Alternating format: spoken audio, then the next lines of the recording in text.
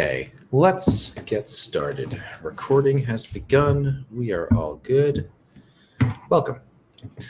So, hopefully everyone has had a chance to submit their hypothesis number 5, I want to say. And then the last hypothesis, number 6, is going to be due next week.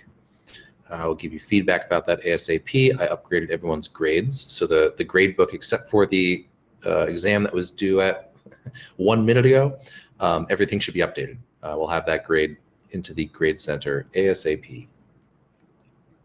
Okay, so this week, hey Emily, this past week, we went over sleep, and this upcoming week, we're going to talk about drugs.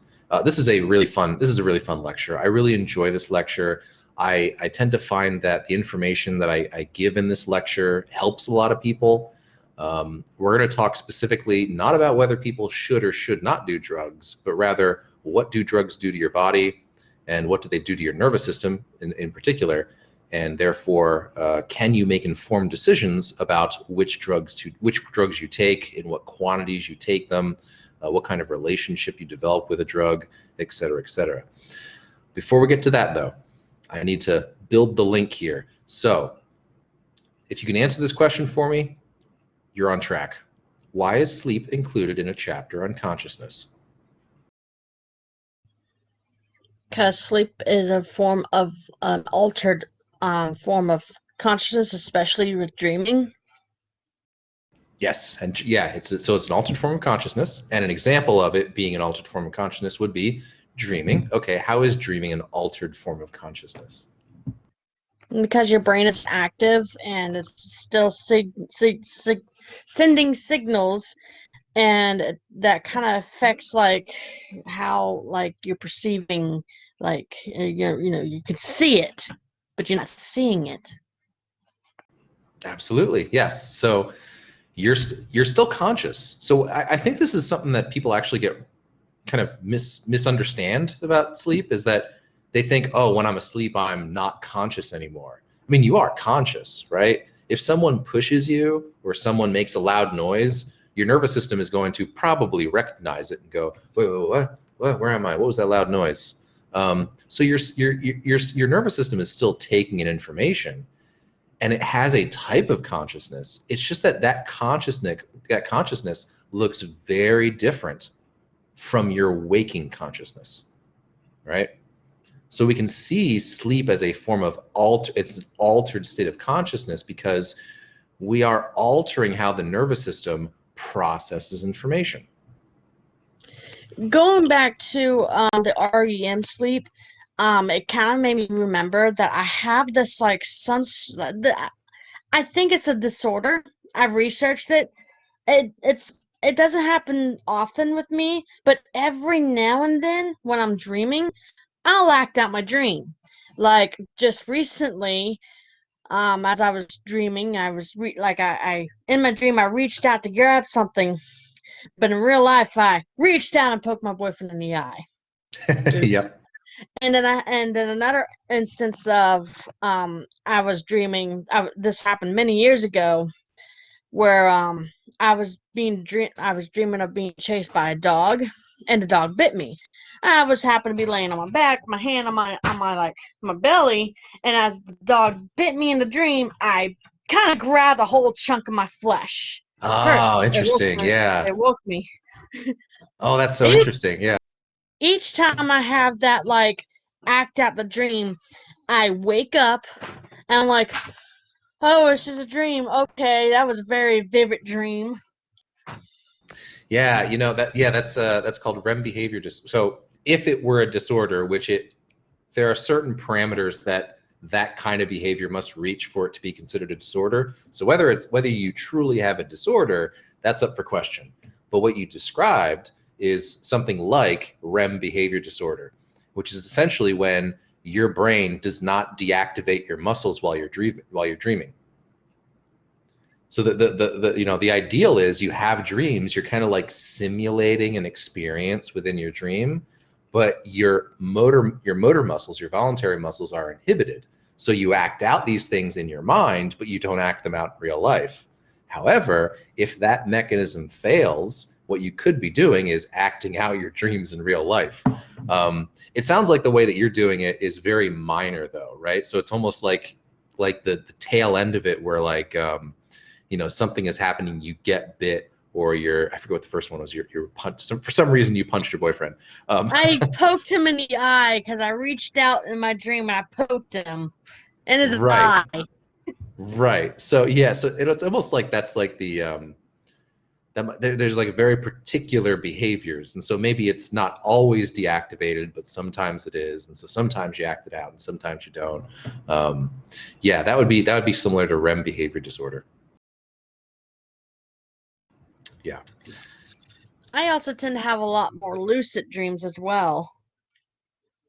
Some people do, yeah. There's some really cool research on lucid dreams. There's a person whose name is Dr.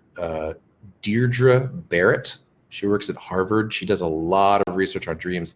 She did a lot of research on people's dreams at the beginning of and throughout COVID, because the idea is that, again, what happens during your waking consciousness can influence the kinds of memories and thoughts that you have, and therefore what kind of dreams you have. So the idea was that there is going to be some kind of link between people worrying about the pandemic and the kinds of experiences they have and the dreams that they have. And what they found is that on average, people tended to report much more vivid, lucid, and honestly kind of weird dreams during the pandemic versus beforehand. I read somewhere on many years ago that if you play video games, the chance of you having lucid dreams is very likely. Interesting. I don't know why that would be. I don't know. I'm not even sure. I don't know. I can't comment on whether that would be true or not. I can't think of any reason why that would be true. I guess to the degree that you're playing a video game and that's a simulation, and so you're kind of like staring into this fantasy world when you play a video game, right? Maybe you're kind of like, it's kind of like to the degree that you can kind of have this like third person perspective of playing the character in the game. Maybe you're more likely to have a third person perspective of the dream that you have. But I don't know if I've ever heard of that. That's interesting. I'd have to look into that. I did it as my hypothesis. That is entirely viable. Yeah, that's interesting. Yeah, that's a good one. So sleep is included here because, right, it is an altered form of consciousness. And I want to remind everyone, what is consciousness? What is our working definition of consciousness? How are we defining it?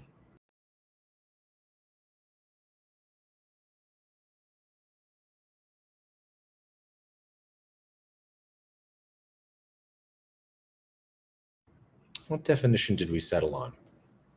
The experience of mental activity. Good. So it's your experience, that subjective experience, what's going on in front of you, of all mental activity, everything going on at once, perception, sensation, learning, memory, emotions, etc. So all that stuff is going to add up into something, and what it adds up into is your consciousness. So with sleep, there are going to be some things that go on during sleep that don't go on during waking consciousness. Remember those brain waves. When you're awake, they're short and spiky. When you're deep asleep, the amplitude is much larger, the distance between the bottom and the top, and also the frequency is larger as well. Sorry, the frequency is technically lower because you get fewer waves. They're more spread out. So the idea is that that's one of the things that changes with sleep, is you're altering the rate and the style with which your neurons are firing. They seem to fire much more slowly. And then you're releasing different chemicals, things like growth hormone and various glial cells that are helping with repair of the nervous system and helping you during REM sleep to repair, or at least to process, say, some of the emotional things that have happened during the day, or when you're in deep sleep, repairing some of the physical damage to your body. So there's something different going on in your body while you're asleep, and therefore your conscious experience is different. So before we move out of this chapter, there's kind of one thing I want to highlight. Remember that last time I made the argument that the purpose of your brain is to help you to survive. You have a nervous system because we need to be able to interact with the outside world. And I made the argument that in helping you to survive, how your brain interprets information does not need to match reality. I gave several examples of this. Well, I think that dreams are another excellent, very clear example of this. We went over the activation synthesis hypothesis, which argues that your brain, the reason you dream is because your brain sends up electrical signals from the pons, from the brainstem, up into the rest of your brain, and that stimulates connections that you've been creating throughout the day. So there are connections within your brain that are dedicated to certain memories. The pons sends that electrical signal up, stimulates those memories, and by virtue of stimulating them, that causes long-term potentiation. If you're stimulating connections, they're going to get stronger. And so in that way, sleep is going to help you to consolidate memories. Remember that memory consolidation is that process by which you convert short-term memories into long-term memories. So just by going to sleep every night and getting a full night's sleep, you are helping your brain convert short-term memories to long-term memories. So this is why it's important to, when you're studying, when you're studying, you should study the night before a big exam and then sleep on it. Get that 8 hours of sleep, and then the next morning take the exam. What you're doing when you do that is you're essentially letting sleep do a lot of the heavy lifting for you. The temptation is study as much as you possibly can before the exam, because then I'll have more, I'll know more. But there is an advantage to sleeping and in consolidating that memory beforehand that will give you a leg up, compared to if, say, you pull an all-nighter and you stay up till 3 a.m. or 4 a.m. and then you have to take the exam at 8, right? I've done that. I think we've all done that. That is an extremely inefficient way of doing it. It's satisfying because it feels like you've done everything you could have, but the better way to do it is study beforehand, get a good night's sleep, let the sleep consolidate memories, then you'll have a better job of remembering. I actually had some students in a previous class kind of mention how they're musicians, they play guitar and stuff, and how they often feel that if they try to learn a song and it's really garbage, if they sleep on it, the next morning if they go back to it, they seem to have a much easier time picking up that song and remembering how to play that song. Same deal. Okay, so that's the survival value of dreams, is that the dreams, by sending that electrical signal up, you're stimulating these neurons, you're strengthening memories. But the byproduct is that if you stimulate those neurons, those stored memories, your brain is going to try to interpret that stimulation. And so that's when you actually have the perception of, say, I don't know, being in a dream, swimming with dolphins, or having to defend yourself from some evil creature, or being at grandma's house or whatnot. What your brain is doing in that moment is by interpreting, by stimulating those neurons, it's causing you to hallucinate. A dream is a hallucination. You are perceiving that something is happening when it actually isn't. So the survival value is, yes, you have better memories, but as a consequence, you're perceiving something that isn't real. You're hallucinating. So again, how your brain interprets information, how it perceives something, does not need to match reality as long as it enhances survival, as long as it helps you in some way. So with dreams, you hallucinate, but what you get is that a better memory. And then on top of that, and this is kind of what we kind of tapped on, Athena, is that to prevent injury, your brain, because you hallucinate, because your brain thinks that these things are happening, to prevent injury, your brain then inhibits voluntary muscles so that you don't move while you're dreaming. So that's kind of a little backup mechanism that your brain has had to develop to say, well, okay, we really need to stimulate these neurons while you're asleep. But it kind of makes you sometimes act out what your stored memories are. So what we should do is inhibit your muscles so you don't move, so you don't act them out, because that could be dangerous. It would be dangerous, for example, to get up, run outside, and start running around if, say, you could get hit by a car or a dog could chase you down and could injure you. All right, I wanted to present this as another example. How your brain interprets information need not match reality as long as it enhances survival. All right, other questions about sleep before we move on to drugs.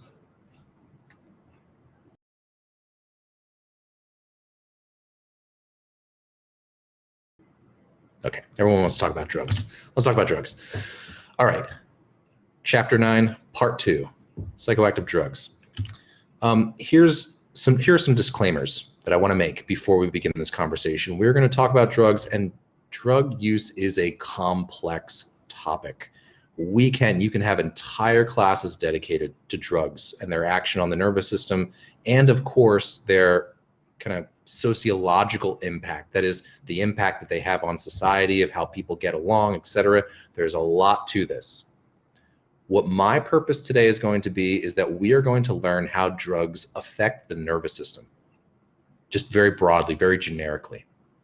And then we'll go into a little bit of the specific action of different classes of drugs like stimulants, depressants, and hallucinogens. What I will ask, so what I'm not going to do is I'm not going to tell you which drugs you should or should not do. That is ultimately a decision that you are going to have to make again and again and again throughout your entire life. And I think that by educating you about what drugs do to the nervous system, that will help you to make those choices as you inevitably have to run into them again and again. One thing that I will say is that I would ask that you do not stigmatize drug use. That is, don't think that using drugs inherently makes you a bad person. One of the metaphors that I have heard that I really like and I think does a good job of framing drug addiction is that when people are addicted to a drug, when they become dependent on a drug, in many ways, what they've done is they've created a relationship with that drug. They may have begun to depend on that drug for certain things. And so what makes drug use problematic is when that relationship ends up hurting someone more than it helps them. As much as you can, in some ways, have a bad relationship with another person, you can have a relationship with a person where that person empowers you, they make you feel good, they make you feel, they encourage you to go do things and to, go outside of your box, a good romantic partner. You can also have really bad romantic partners that drain you, that if you were single, if you didn't have that relationship, you'd be far better off. Same with drug use. We rely on many, many drugs to get us throughout the day.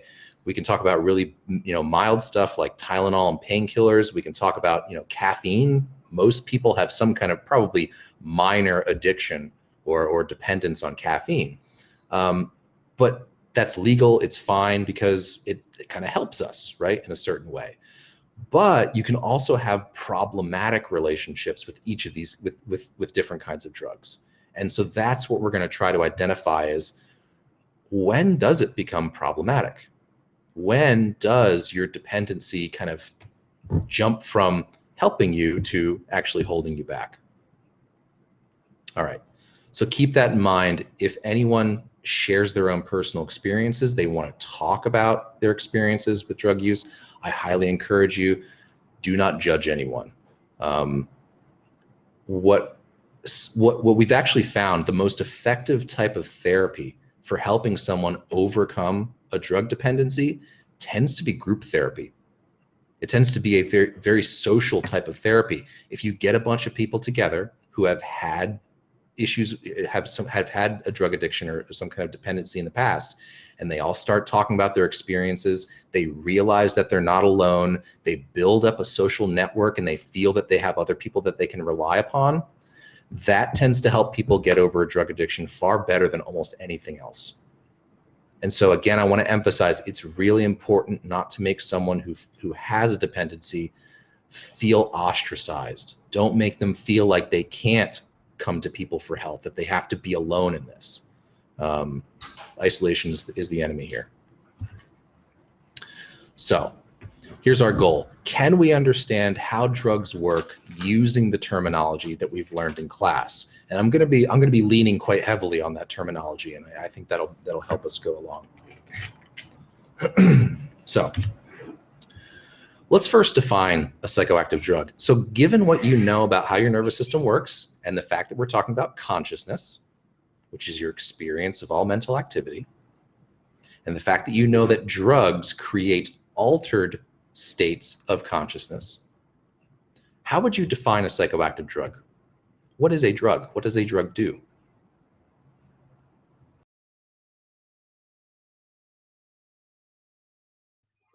Changes the chemical in your chemicals in your brain, like the reactive chemicals. Good. So when you put a drug into your body, what it often does is artificially, synthetically, it's going to change the balance of chemicals within your brain. Right. That's what I have. So any psychoactive drug is going to be a chemical substance that changes that chemical balance, and therefore, because it's changing the chemicals within the nervous system, it alters perception, memory, thinking, or some combination of those abilities. So we're creating an altered state of consciousness by actually physically going in there and really changing the biological machinery of our nervous system. And we'll see that that machinery really does come down to neurotransmitters in many cases. All right, so drugs induce an altered state of consciousness. We already know what that means. It just means that that is a state of consciousness that is different from what you are used to, whatever your kind of baseline, whatever your normal, your kind of standard consciousness is, your experience, just being awake. So let's take a moment to really think this through. If you have painkillers, we can talk about Tylenol. We could talk about the mild painkiller would be Tylenol. Really extreme painkiller would be something like heroin. So if we're talking about painkillers, how do painkillers alter consciousness? They can make you more sleepy. Good. So tend to be sleepier, especially the ones that are really the ones that are more powerful. Tylenol may not really make you sleepier, but yes, things like heroin, things like different types of opioids, those will make you sleep. I know when I got my wisdom teeth removed a few years back, I was prescribed oxycodone, and now they say oxycodone is a very powerful narcotic and that you can get addicted to in 3 days. I never got addicted to it. What it did do to me was when I take it, it'll knock me out. I'll go to sleep immediately for at least 4 hours until my alarm goes off to take it again, and then I sleep again. Yep. Yeah, so painkillers overall are part of a class of drugs called depressants. So the overall effect it's going to have is it's going to depress the nervous system. That is, make it either run more slowly in some ways or run more inconsistently, or it will actually inhibit certain neurons from firing. In the case of painkillers, the direct effect is that you're inhibiting the neurons that are responsible for your experience of pain. So with narcotics, with opioids, things like that, it's very easy to see the psychoactive effect. But if you think about Tylenol, just taking Tylenol, Tylenol by most standards would not be considered a psychoactive substance because it doesn't significantly change your perception, but it does change some aspects of your perception, right? If you have a headache, your experience of the world is different than when you don't have a headache. You're probably more irritable. You're probably less patient with people. You're in pain, right? So when you take a painkiller to relieve a headache, you are altering your ability to detect or produce that perception of pain. So in that way, Tylenol is kind of a psychoactive substance. You are altering that perception of pain. All right, how does caffeine alter consciousness? It can make you more jittery and awake. Good, so you're awake. And yes, as a consequence, you can be, especially if you take too much caffeine, you start to get jittery. What else can it do? For some reason, caffeine has a negative effect on me. It makes me sleepy. Is that right? Even It's the same for my brother too. Okay, It's the same interesting. for my brother too. That's interesting. So is it even like immediately you drink caffeine and then you become sleepy, or is there kind of a delay and then you become sleepy? I mean, it depends. Like a stronger coffee, like after I drink it, maybe 1 or 2 cups, I'll be like, well, okay, now I'm gonna take another quick nap, and after my nap, I'll be energized, be ready to take on the day.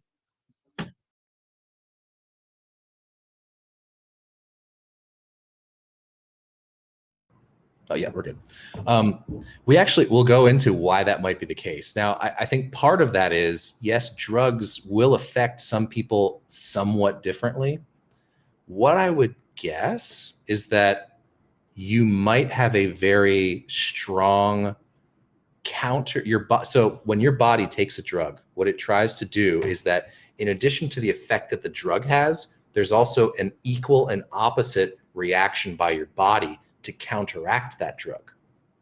So what you may have is actually a very strong counteractive a very strong reaction to that drug, which actually would perhaps is stronger than the caffeine itself. So that is, you're actually, that counteracting process makes you sleepy because it's overpowering the effect of the caffeine. We'll talk about that. Well, it's called the opponent process theory of drug use. It's really for drug addiction, but it works just in general. So we'll Here's talk the about that. weird thing though. When I drink Monster, it has a completely different effect. I'm awake, I'm alert, and it makes me go all day. Sometimes all night. Yeah, so a lot of caffeinated beverages, what they'll do is it won't just be straight up caffeine. There'll be other stuff in there that modulates the effect of caffeine. So it very well could be that, say if you just drink coffee, which I think is mostly just caffeine, perhaps that's not enough. But if you have these other things, I think taurine is a common one, especially in like Red Bull. I think that's why they actually call it Red Bull, is because taurine refers to kind of bulls. So that can actually modulate and enhance the effect of caffeine. Yeah, so maybe that's why. Maybe it's just it's going to give you that extra punch. So caffeine is a stimulant. Overall, what it's going to do for people is it's going to cause the nervous system to consume more energy from your body than your nervous system otherwise would. People think that caffeine gives them energy. It doesn't really give you energy. What it does is it causes your body to consume energy more quickly than it otherwise would.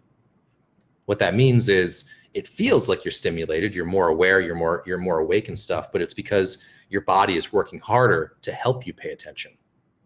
And that I think is the hidden consequence of stimulants, is that people think that you're just kind of like getting this energy and it's adding something to your body, but what it's really doing is it's causing your body to deplete its resources more quickly.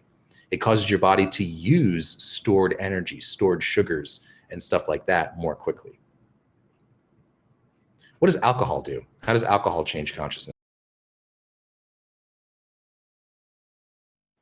I believe it's a depressant as well, so kind of slows you down. It does. How does it slow you down? Doesn't it impair your prefrontal cortex?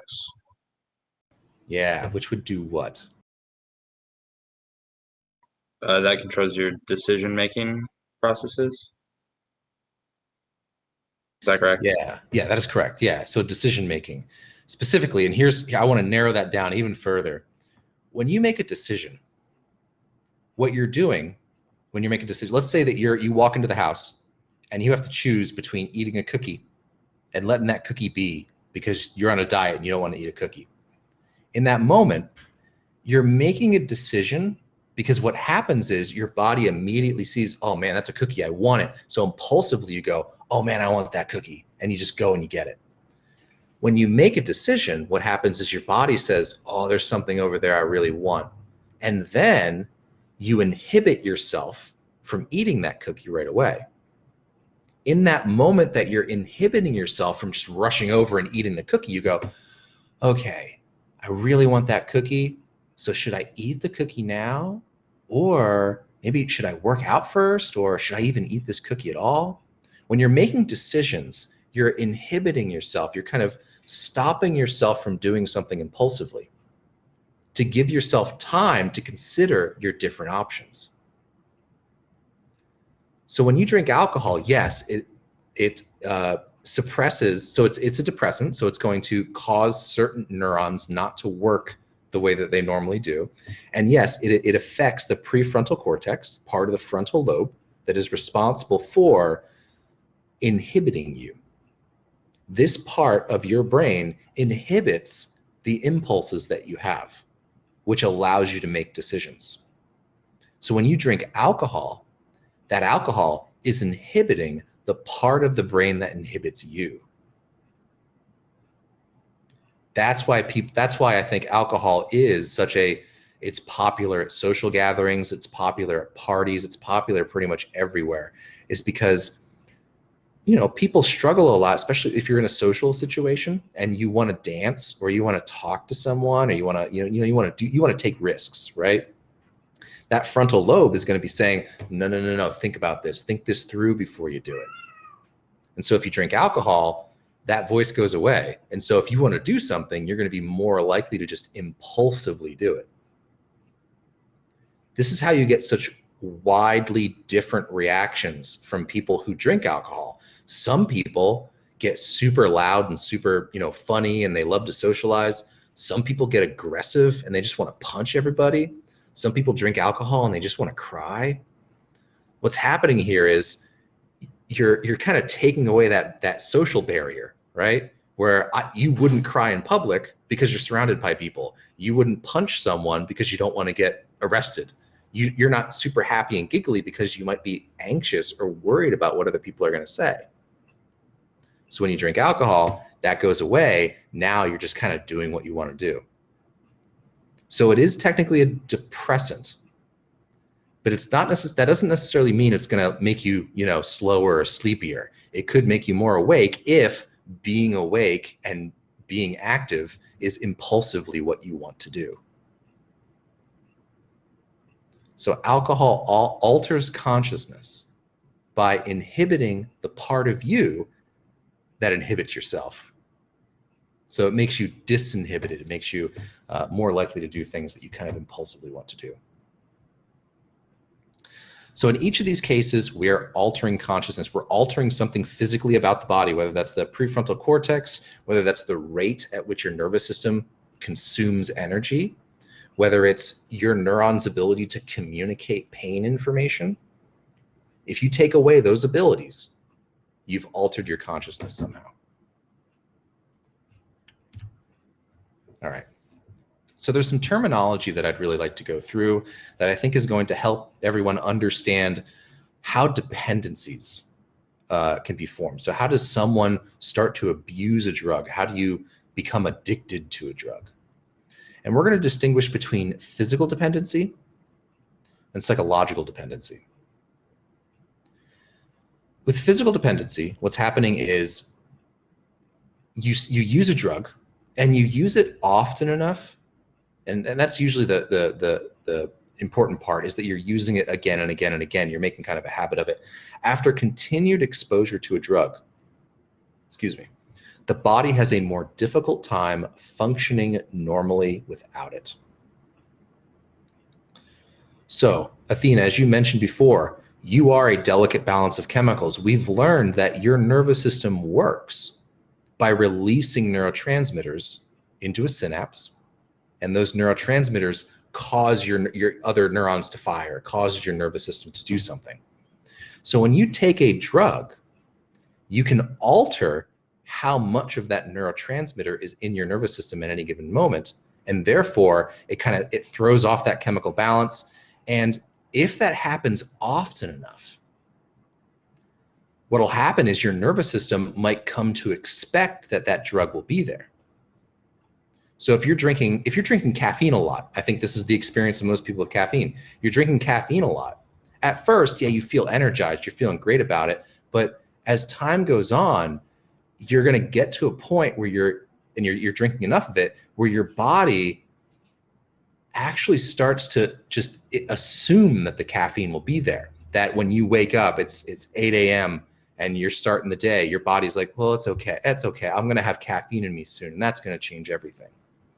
So when you don't get that caffeine, you're not getting the stimulation that your nervous system expects, and that's when you experience things like you get a headache, or you're extremely sluggish, or you just can't focus because your nervous system came to depend on that chemical. So you are a certain balance of chemicals, drugs alter that balance. I want to use long-term potentiation to help you understand this in a little bit more detail. So let's refresh our memory here. Long-term potentiation occurs when you have this connection here, right? So here's some neuron that's sending an electrical signal, okay? And it goes to the axon terminal, which is what this little thing here is right here. Inside you have neurotransmitters. When that neural impulse, when that action potential reaches this axon terminal, it causes neurotransmitters to be released into the synapse or into the synaptic cleft. Once it's here, those neurotransmitters then bind to the receptors. And by binding to that receptor, it then causes this cell, whatever this is, whether this is another neuron, whether it's a muscle cell, etc., causes that to do something.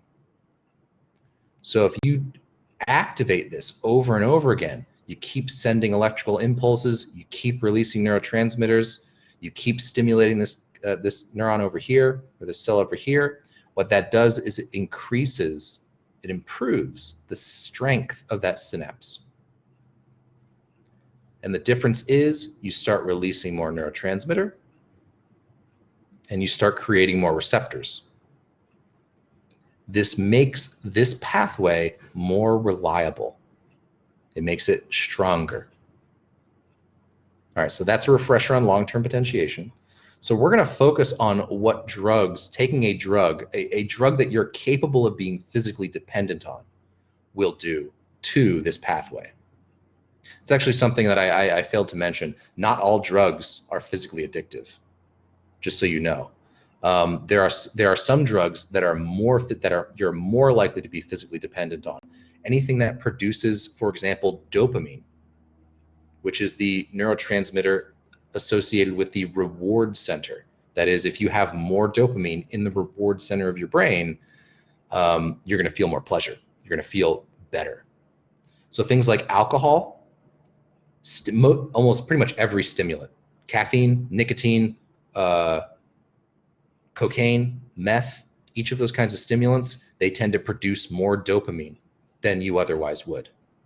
Opioids often do that too. So painkillers, heroin tends to release dopamine. So that's in part why those kinds of drugs tend to be super, super addictive or physically addictive. Some categories of hallucinogens tend to be addictive.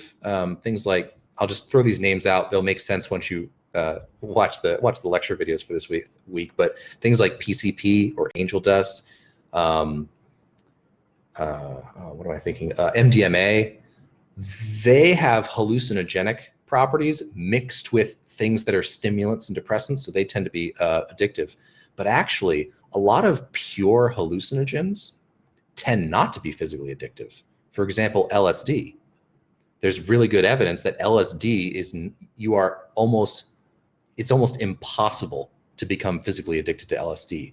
And the reason is if you take some and then you try to take more, you develop tolerance to LSD so quickly that if you take more, what ends up happening is nothing. It just stops being able to produce the experience that you want. So it's actually really, really difficult to become physically dependent on LSD. You can be psychologically dependent on it, but not physically. And then marijuana is in a weirdly similar category. With marijuana, unfortunately, we don't have a lot of good quality research on marijuana.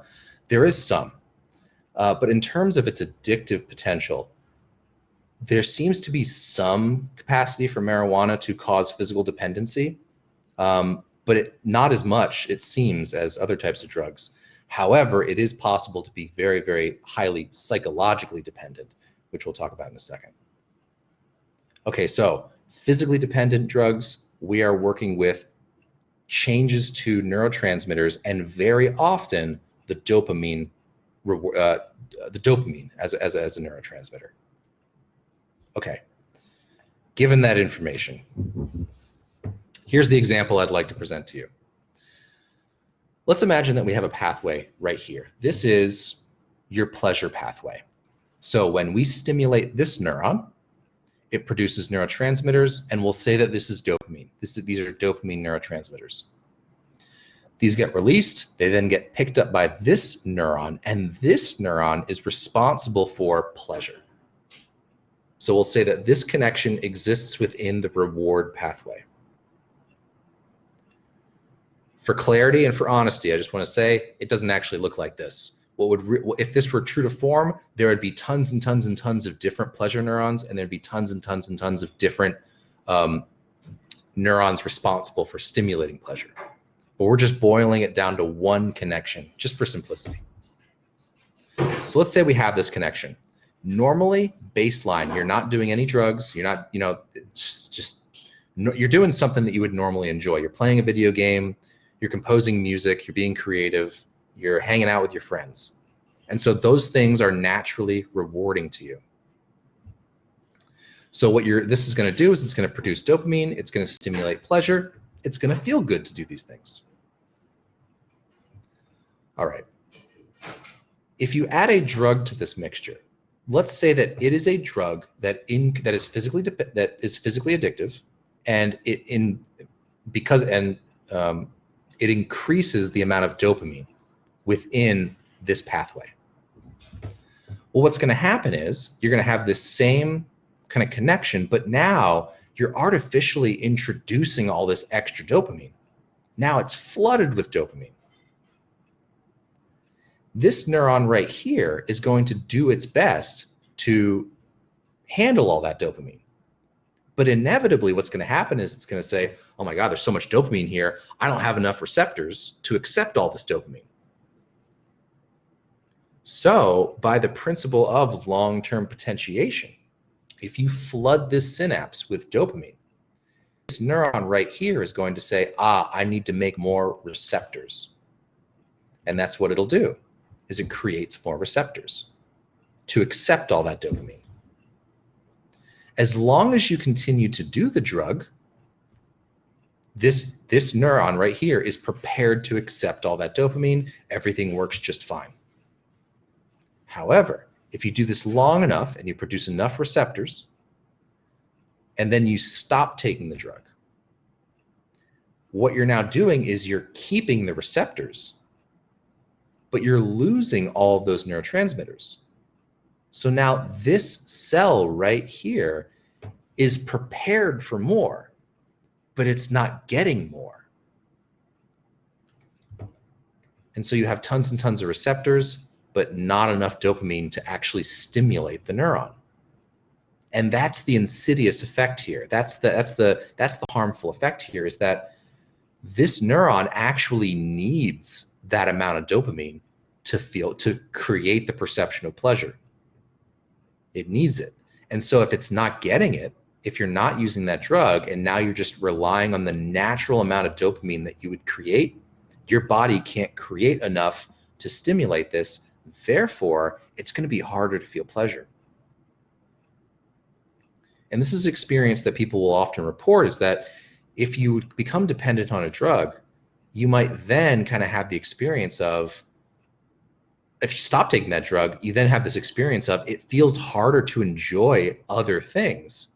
It's harder to enjoy just hanging out with friends. It's harder to enjoy just playing a video game, because those things rely on a natural amount of however much dopamine your body can just produce, rather than being able to create that flood of dopamine that the drug was able to create. So your pleasure pathway is prepared for more dopamine that your body can't naturally produce. So what does that lead to? That leads to physical dependence. That is the basis of physical dependence, is that you need more neurotransmitters to produce the same experience.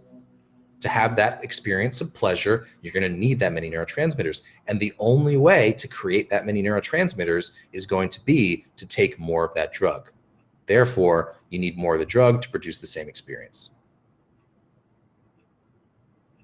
That's physical dependence. Questions about that process? About the physical, how physically physical dependence can occur, or biologically how it can occur.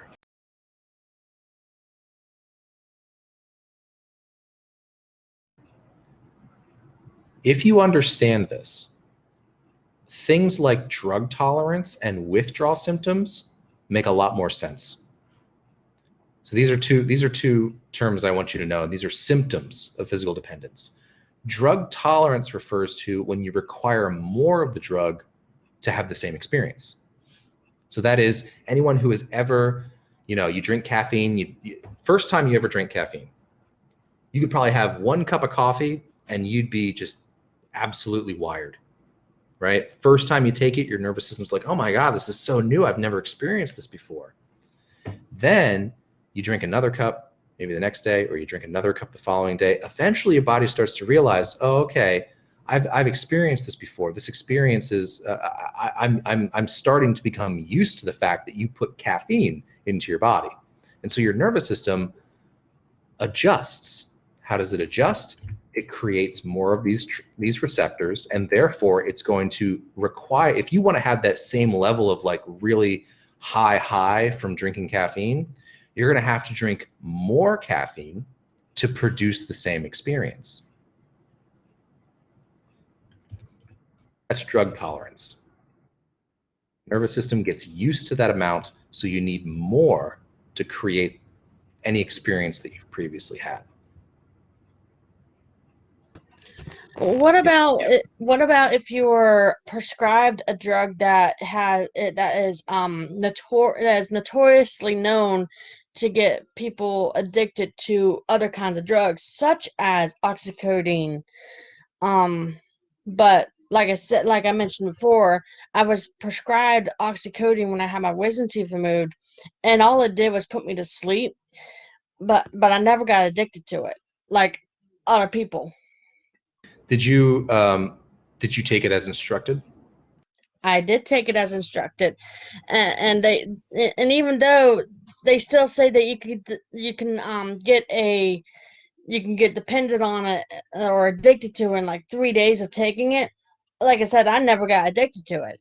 I took it as instructed, and it just, well, like I said, it just put me to sleep. That's probably why. If you take it as instructed, I mean, the drugs are very, very highly regulated, and there's a lot of research on them.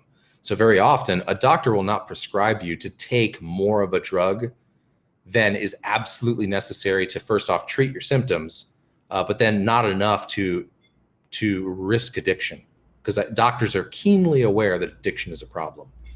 So often, if you just follow the directions, you'll be fine. They're not given, and they don't just hand out these. They don't hand out really hard drugs like that.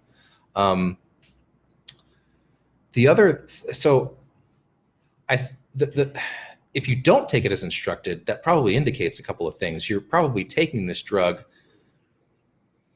first off, outside of its kind of like out of the window where you should be taking it, but you may be taking that drug for reasons other than treating your symptoms. And I think that's, again, where this metaphor of what is your relationship with that drug? Are you using this drug medically? That is, you are using it simply to alleviate these medical symptoms? Or are you taking it for some other reason?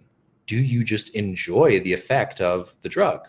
Do you, have you formed this belief that you actually kind of need to take this drug to continue to kind of do what you want to do in life?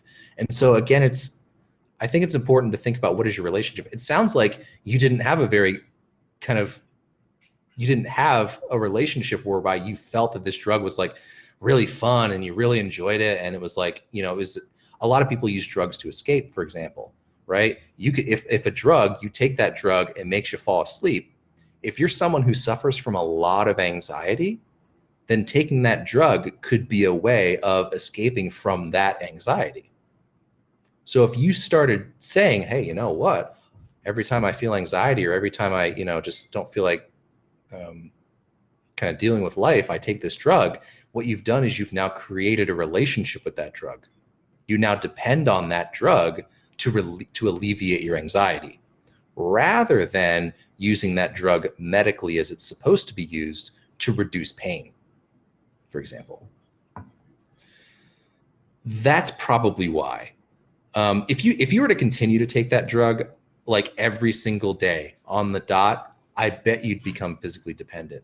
But it sounds like, and we'll talk about psychological dependence in a second, it sounds like you didn't really build up a psychological dependence on it. It wasn't like you were like, oh, I really like this and I want to take more of it. That is probably what helped you, is having that boundary. I'm stronger than the drug itself. Well, don't get cocky. All right. The other thing I want you guys to understand is withdrawal. So again, that makes sense within the context of thinking about long-term potentiation. If your body is prepared, if your nervous system is prepared for a certain amount of dopamine or a certain amount of neurotransmitter, and then you're not getting it, the experience that you're going to have is probably going to be unpleasant because your body is depending on that drug now. So withdrawal is when you have physical sensations that occur because the body is trying to adjust to the absence of the drug. I've had some pretty good stories of withdrawal from people I've talked to, where I remember I had one student who was describing, I forget if it was a family member or just someone that he knew, where it was like a construction worker or somebody, and every day before work he would go to the gas station, pick up just like one of those little bottles of alcohol, and he would drink that before work. And it wasn't necessarily because he wanted to be drunk during work. That wasn't the point. The point was he had such a developed alcohol addiction that if he didn't drink, he would end up getting some pretty bad, especially tremors. People who are massively addicted to alcohol, they'll get something called delirium tremens. And those are characterized, at least one symptom is that you can kind of get shaky hands and stuff. Well, if you're a construction worker and you make your livelihood on being able to, say, hit a nail at the right place and being able to put things in line, shaky hands is a bad thing. So what you might end up doing is drinking alcohol, not because you're trying to get tipsy, but simply you're trying to get rid of the withdrawal symptoms.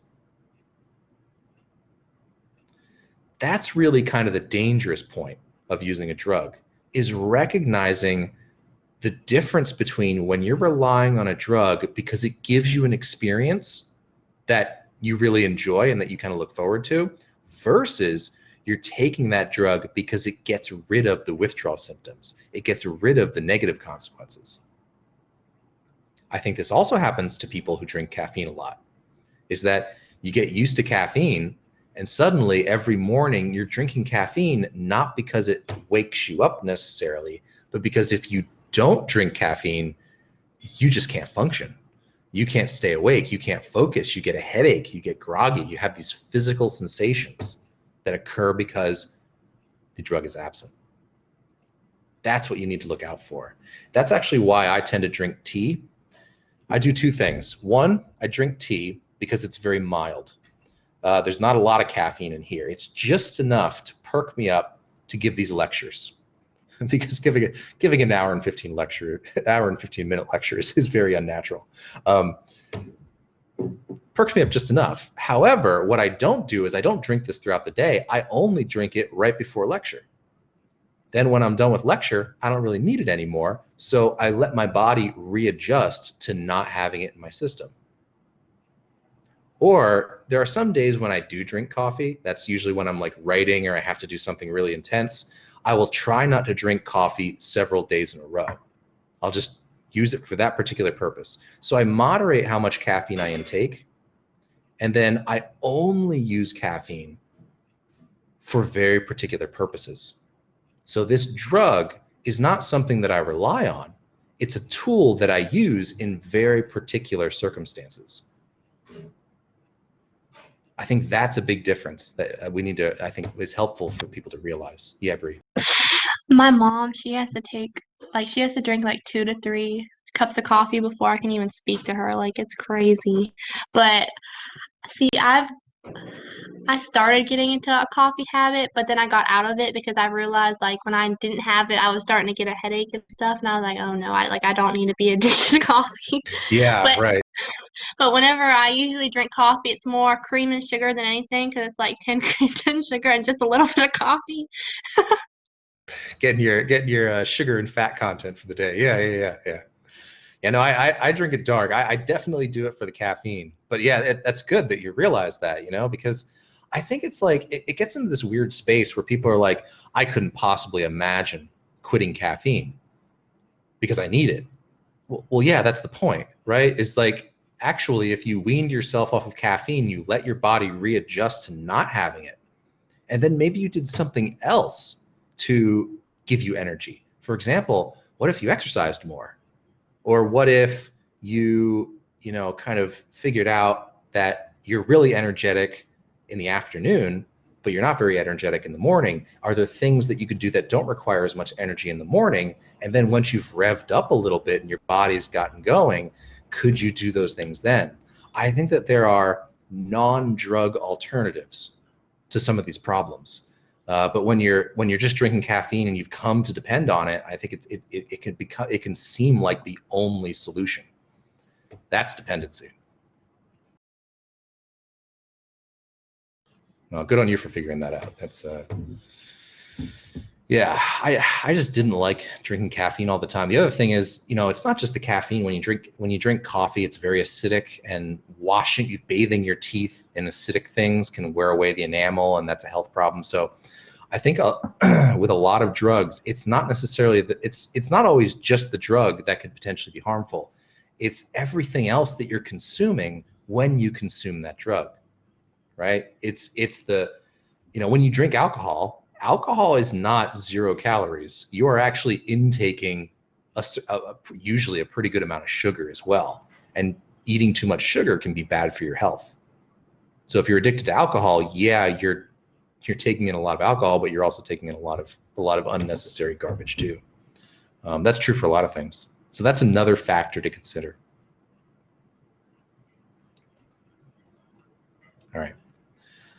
I meant to change the wording of this, so I'm just going to not ask this question and just kind of answer it for you. I want to draw a connection between withdrawal and what we learned in the learning chapter. If you go way back, what was negative reinforcement? How would you define what negative reinforcement is? You remember that? Like doing something out of your comfort zone to help you feel better. Sort of. You're kind of there, but let's break this down. Remember this. There was reinforcement and there's negative positive. So yeah, go ahead. Okay, so negative reinforcement is removing something unpleasant to increase behavior. Good. So with reinforcement, you're increasing behavior, and because it's negative, that means you're taking something away. And very often it's something negative. Not always though. But yes, you're taking something away. So with withdrawal, when I describe the example of the guy who's a construction worker, drinks alcohol before work, that is an example of negative reinforcement. he's more likely to drink, not because the drink is something pleasant. It's not positive reinforcement, but rather he's drinking in order to take away something that's unpleasant, which are the withdrawal symptoms, the shakiness. This is another way to think about whether you've made that passage between using a drug responsibly versus using a drug situationally versus depending on a drug. Is most people start using a drug because of positive reinforcement. It feels good, therefore they're more likely to do it. But then there's that switch point where your body becomes accustomed to it, and therefore if you don't have it, you experience withdrawal. It switches to negative reinforcement, where you start using a drug to take away those withdrawal symptoms.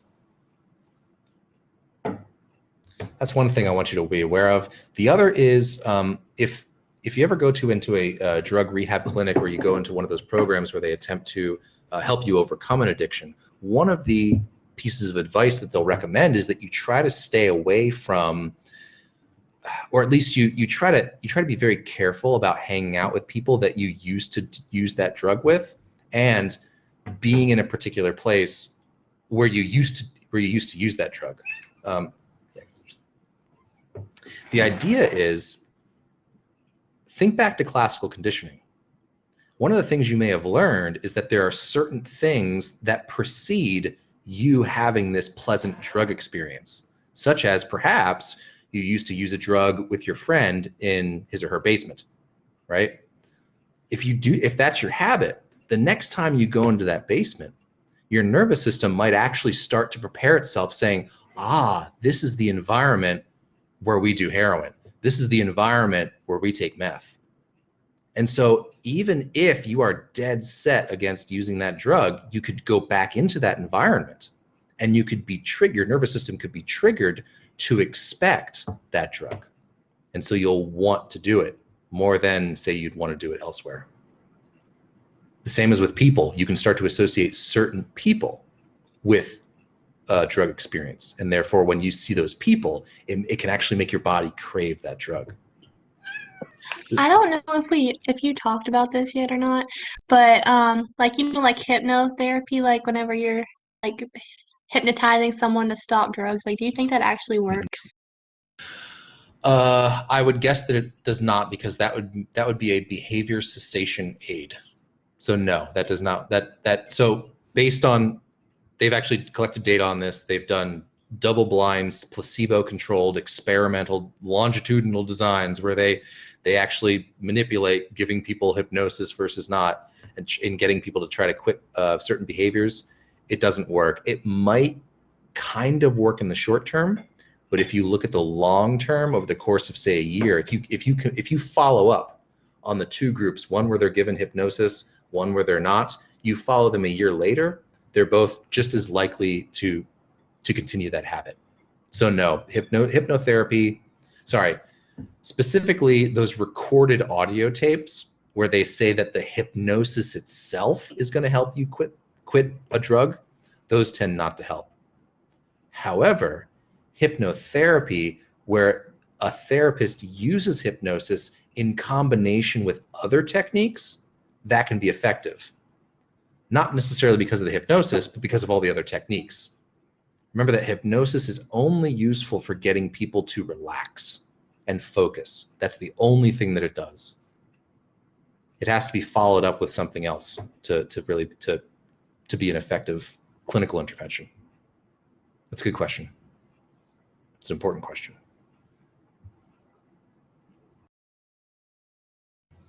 Okay. All right. I think we can get through this in 10 minutes. That's physical dependence. So I want you to understand, how does long-term potentiation help to explain how people become physically dependent on a drug? But we can also talk about a different kind of dependence, and that's psychological dependence.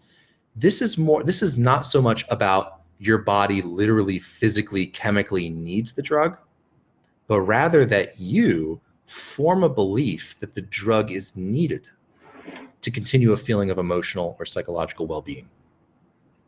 I'll say this: Physical dependence and psychological dependence tend to go hand in hand, but they can occur separately.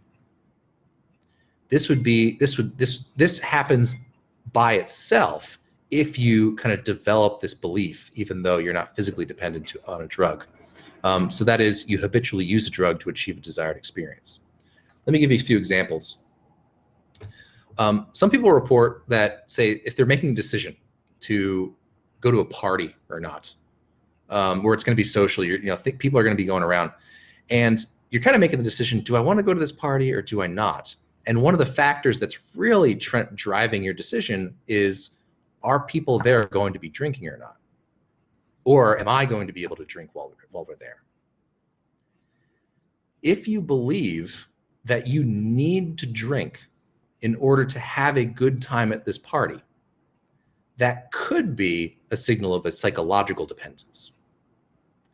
Because there is an alternative reality where you go to this party. So why someone might believe that is, you go to a party, I mean, it's sometimes performative. You need to like dance, you need to talk to people, it's very social. And if you experience a lot of stress doing that, drinking at a party can kind of help with that stress.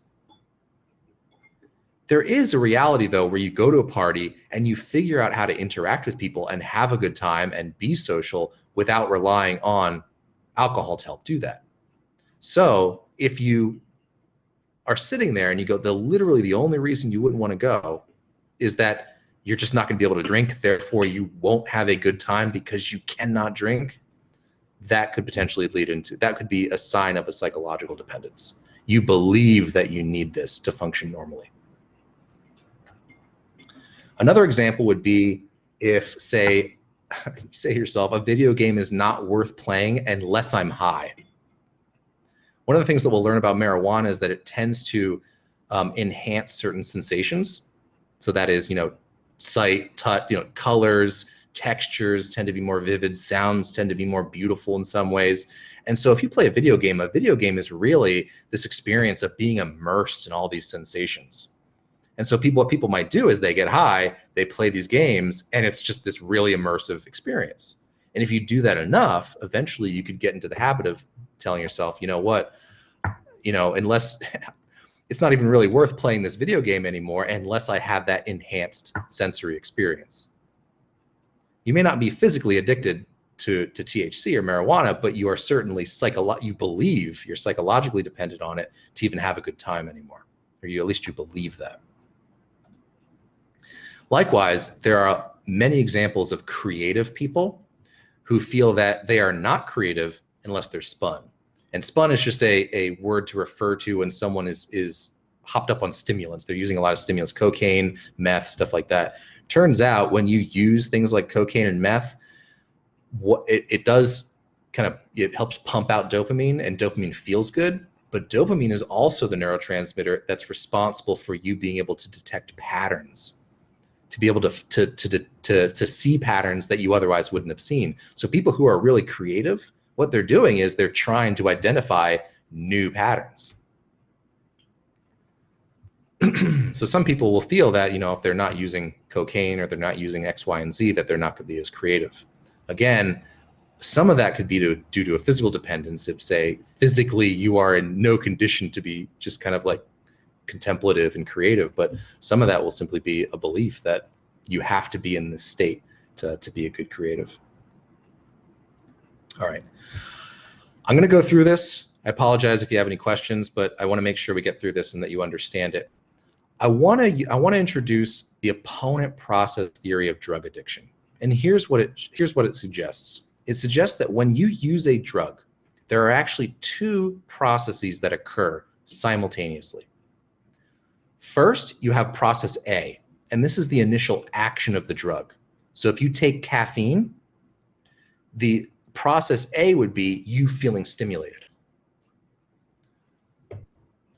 There's then, your body actually has a response that's called process B, and that is when your body tries to compensate for that drug's presence. And often what it'll do is it will create its own chemicals that counteract process A, that attempt to counteract that caffeine. For anyone who is really into biology, chemistry, who has heard this term before, what the body is trying to do here is to maintain what's called homeostasis. And that is the tendency to maintain a stable equilibrium. When you take caffeine and you're really hopped up, that is an unsustainable state. Your body knows it can't always be that hopped up. So what it tries to do, it can't be that stimulated. So what it tries to do is it will actually produce chemicals that create an opposite effect to bring you back to that equilibrium, that homeostasis, that balance between process A and process B. This explains a lot of things about the experience of drugs, but I want to try to orient you to this this image right here. There's a lot going on, so let me take a second. On the very bottom here, we have time. So we're going to be administering a drug, all right? They administered a drug in this study to kind of demonstrate this. On the bottom, you have time. And so across time, you can either not be administering a drug, or then right here when it goes up, that's denoting that they've started the drug administration. Then when it goes back down, you're no longer receiving that drug. So time is on the x-axis. On the y-axis, we have the type of experience. And we can divide this into two things. We can talk about your actual subjective experience, that is consciously what you're experiencing, which is up here. And then we can talk about what your body is experiencing, what chemically is going on within your body.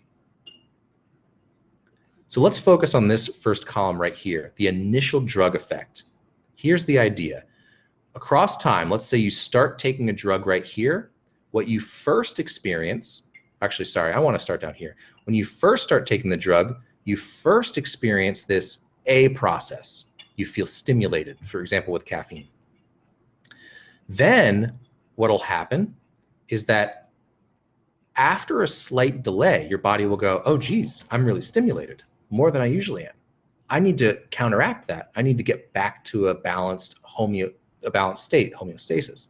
So it starts to create its own chemical reaction, a process B that counteracts process A. When you get here and you stop taking the drug, that process A depletes, it goes down. But the body is not yet done doing process B. It takes a little longer for process B to end. And then they equal each other eventually. Okay, if we go up to here, so this is physically what's happening within the body. Up here, this is the experience that you have. So at first, when you take the caffeine, you feel that rush. Then when process B kicks in, it starts to counteract that. And so you have this kind of peak stimulation, and then it starts to go down. Then it might even out a little bit. But once you stop taking the drug and process A goes away, you're only left with process B for a little while. This is where you experience that crash. When you drink caffeine and then afterwards you crash and you feel really sleepy, it's because this process B is now stronger than process A. So you're now sleepier than you are stimulated. Over time this goes away, but that's where that comes from. So let's imagine that you then become addicted, such that your body is used to having that drug in its system. Well, what you do is you take the caffeine and you're going to have that process A kick in, but because the body is used to that, at the same time, process B kicks in right away. And it kicks in really strongly. Such that if you look at the experience of taking that drug, it seems to counteract the process A almost entirely. You get a little uptick here, but then you're basically just at baseline the whole time. You're kind of in that middle ground. Then when you stop taking the drug, I realize we're right at the end. I apologize. If anyone needs to go, you may, but I'll finish this up soon. When you get to here and you stop taking the drug, there's no longer a process A. So you're only left with this really, really strong process B. And that's going to make you feel much worse than you did back here. So when you're addicted, when you're dependent on that drug, when you expect it, you end up having this much greater process B that usually just makes you feel bad. So what the experience of addiction is, the high is not really that high, and the low when you stop taking the drug is especially low. This helps to describe the experience of drug use and then drug addiction. And this is the opponent process theory of drug addiction. So, to summarize, when you first start taking caffeine, process A is that you feel stimulated. When you get that crash, that's process B. With alcohol, process A is you experience this depressant, calming, or dulling property. And then over time, process B kicks in and you actually start to feel restless and sensitive. This helps to explain why people can actually end up waking up early after a night of drinking. What happens is you go to bed, you fall asleep drunk, depressed, and calm, right? And then a couple hours go by, the effect of the drug goes away, and you're only left with the B process, which is restlessness and sensitivity. This is how you can fall asleep at like 3 a.m., wake up at 6 a.m. and feel totally fine, quote unquote, because what that means is you're awake because your body is creating chemicals that counteracts restlessness, that counteracts the alcohol, that makes you feel more restless and therefore unable to sleep. And this also contributes to a feeling of hangover. All right, so this week, here are my suggestions. One, take a screenshot of this book cover right here. This is an excellent book. It's very short. If you are interested in the experience and neuroscience of drug addiction, this is the best resource I can recommend. Judith Grisel, she was actually a professor at a university I got my the one that I got my master's at. I knew her. She's extremely smart. She actually had previous addiction experiences, and she went through it and then became a neuroscientist who studies it. And so she actually writes this book, describes the action of different kinds of drugs, and in the process, gives some of her personal experiences to help describe and help you understand what that experience is like. So if you're interested, highly recommend this. Otherwise, what we'll be going over this week is we're going to go through different categories of drugs. So we'll have lectures on stimulants, on depressants, and on hallucinogens. Next week, we can debrief and talk about anything else you might want to know about drugs. All right? All right. We're out of time. Any questions? Comments, concerns? Can you go back to that slide where it was like the opponent process theory? The one before that, I think. Oh, there you go. Yep, that. Thank you. Yep, you got it. Yep. Yes, I can leave this up a little bit for anyone who needs. Otherwise, class dismissed. Thank you for sticking around.